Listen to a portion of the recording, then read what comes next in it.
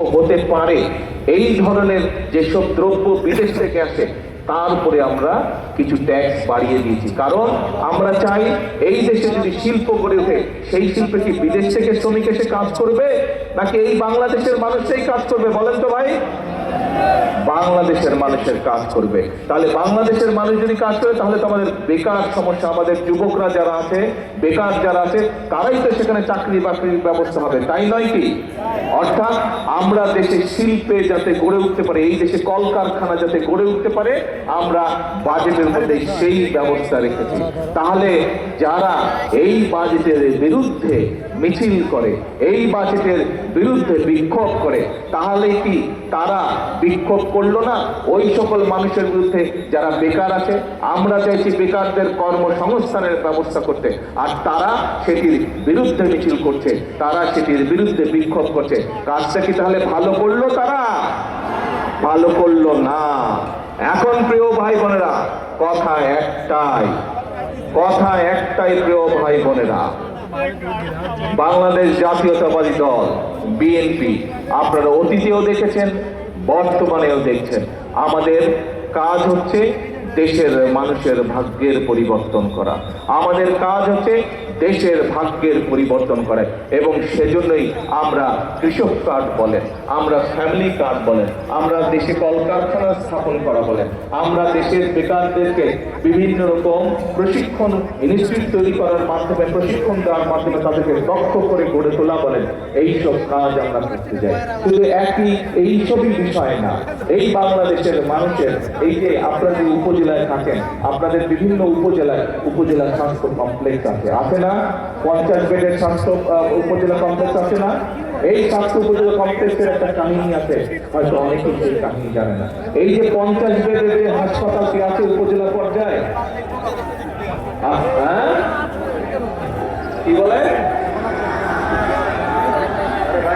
ধৈর্য ধরো না, এই পোলাপনের একটা প্রবলেম, ধৈর্য ধরে না, ধৈর্য ধরো।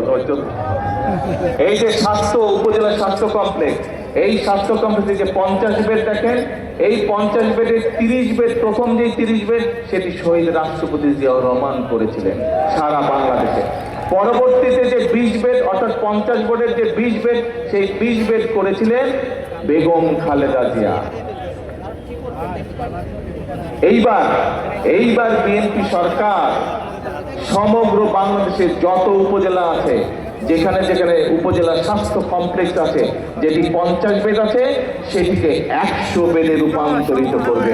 যেটি 30 বেড আছে, সেই 30 বেডকে ইনশাল্লাহ আমরা 100 বেডে রূপান্তরিত করব, যাতে করে বাংলাদেশের গ্রামের মানুষ, উপজেলার মানুষ, পৌরসভার মানুষ যাতে দূরে যেতে না হয়, চট্টগ্রামে যেতে না হয়, ঢাকায় যেতে না হয়, যাতে করে তারা উপজেলা স্বাস্থ্য কমপ্লেক্সে যাতে সঠিক স্বাস্থ্য সেবা তারা পায়।